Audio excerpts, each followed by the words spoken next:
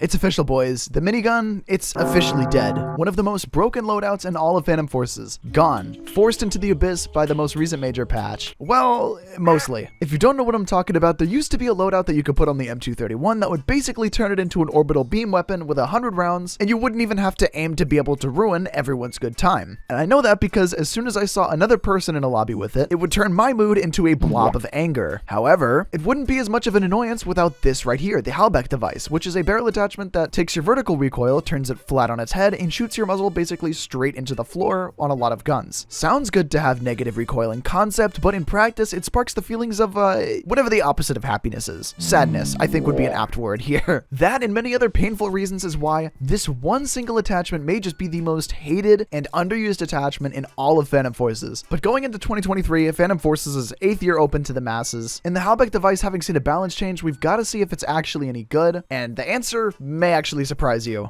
Now first, because I know that somebody's gonna ask, no, do not use this on snipers. It is a bad idea. Especially if you take things like the BFG and slap the Halbeck device on it, it's basically gonna ruin your muscle memory for follow-up shots, and it's just gonna look really bad. But okay, so maybe what about other things, like maybe the Colt SMG, fully auto SMG, 1000 RPM. It's got a lot of vertical recoil. So if we just use it stock like this, you can see there's a lot of vertical recoil. It does kind of cap out at a point, but it's still not super great. And if I just throw on a generic muzzle brake, which is basically supposed to counteract your vertical recoil, you can see it does like an okay job, but it's not too crazy. And now, what if we do it with the Halbeck device?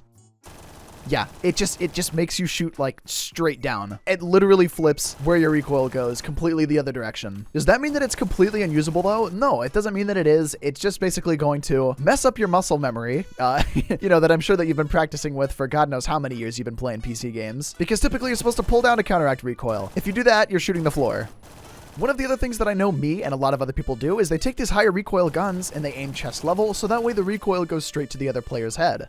But you can't do that with this thing right here, because if you're trying to use the gun's recoil to be able to guarantee yourself a headshot, at least in the case of the Colt SMG, what that means is you have to aim above head level, miss those initial couple shots, and just pray that you're aiming high enough to guarantee yourself a headshot whenever the recoil goes down, or else the other player's gonna kill you. So okay, we've established that it's not great on guns that have crazy high recoil. What about guns that have generally a lot lower recoil, or a lot more balanced recoil? Something maybe a little bit more like the AUG A3 Para. So if we run this just completely stock, you'll see that recoil's basically nothing. It's no obstacle for this. It's just like always the no recoil setup. Okay, but what about with the Halbeck device?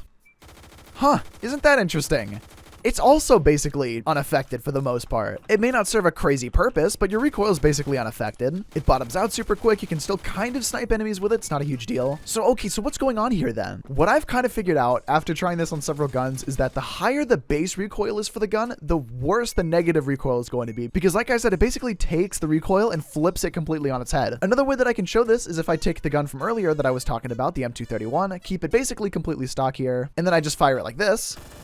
You can see that recoil just goes straight up. It's a bit of a meme weapon, but it has its purpose. But if I go ahead and I throw the Halbeck device on it, then what's gonna happen? Well, what do you know? You're shooting straight at the floor. What an amazing scientific find.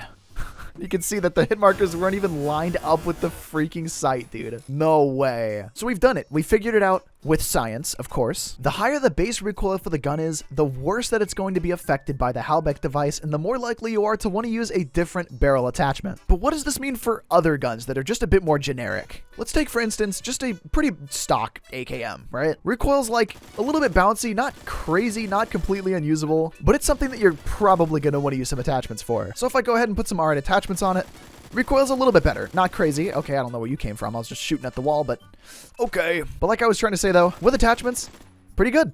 Actually pretty usable. So if I take those good attachments, throw on the Halbeck device, there it is, boom. You can see that it still goes straight down, but it's not nearly as harsh as you got with something like the M231. And you'll find that actually, much like the AUG A3 Para, this is kind of usable. Especially on a slightly slower firing weapon like this, it's going to make things a lot more controllable. I don't know how I got that kill right there. I'll take it though. So maybe slower fire rate also benefits this. Then with that theory, what about 850 RPM? That's relatively fast, especially for an assault rifle, especially for the HK416, which is, you know, it's a pretty okay gun. With some R8 attachments on it, you know, recoil's fine. It gets the job done. So what about if I throw the Halbeck device on it? It does go down, but not by a lot. It's actually kind of okay. What? Okay, I'm just gonna keep going.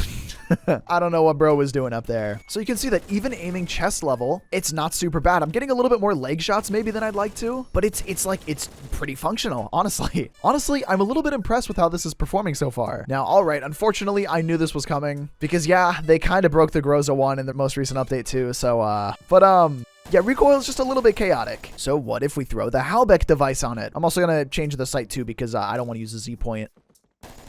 As you can see, recoil does go straight down, but it does bottom out, and it seems to stay relatively close together. At range, maybe not something that you're going to want to use all that much, but CQC, I mean, it works. Now, what are we learning here? Say it with me now. The higher the base recoil, the worse the Halbeck device is going to be. So where does that make this relatively applicable then? I don't know why you'd want to use this in the first place. Let me just say that. But if you're incessant on using this because you just want to be that funny guy, you want to be the guy who uses the chainsaw grip, but without using the chainsaw grip, you know what type of person I'm talking about. Where can this function as an attachment? The way that I see it, you're going to want to stick with guns that have relatively low recoil as is. So if I take something maybe for instance like the Scar Owl and I throw the Halbeck device onto it, something that has relatively low recoil already, it leaves it basically unaffected. Obviously, like I said, I would personally prefer something that aims chest level and goes up to where the player's head is as opposed to their legs. You'll probably get higher potential damage out of that, but if you really need to use it, like you basically could. And you want to stay away from using it on things like snipers, and also I'm going to say shotguns as well, because shotguns, especially things maybe like the Spaz 12, where you're reliant on being able to pull it down and spam left click, and it does the same kind of thing that the sniper does where it goes up after its initial shots, it's going to make this extremely inaccurate, especially if you're trying to compensate, and yes, even while doing the Doom aim. It's fine, I guess, for the AA-12 though.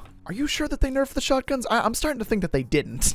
And if you really want to use it on an SMG, for whatever reason, again, try and keep things close range. That way you'll at least be a little bit more accurate, even though that it may go down a little bit further. Your recoil, that is, but your morale may go down as well. And finally, one of the last issues that you're going to notice later on in your usage of the Halbeck device, which I noticed very quickly after making my last video on it, like over a year ago, and that is that you'll eventually get used to kind of slowly pulling up, and it'll mess up your muscle memory for the rest of the guns that you use. So you just got to keep that in mind. And also, if you're really concerned about vertical recoil, honestly, just using something like the T-brake right here will probably do you just as good, if not better, at getting that kind of low recoil effect. But if you just have to be the funny man, you can still use the Halbeck. It will still be kind of usable. It's just not better than the other barrel attachment options, really. Though I'd still recommend highly against using it on LMGs, and also pistols for that matter, because I don't know what kind of recoil this is, but it's not one that I like.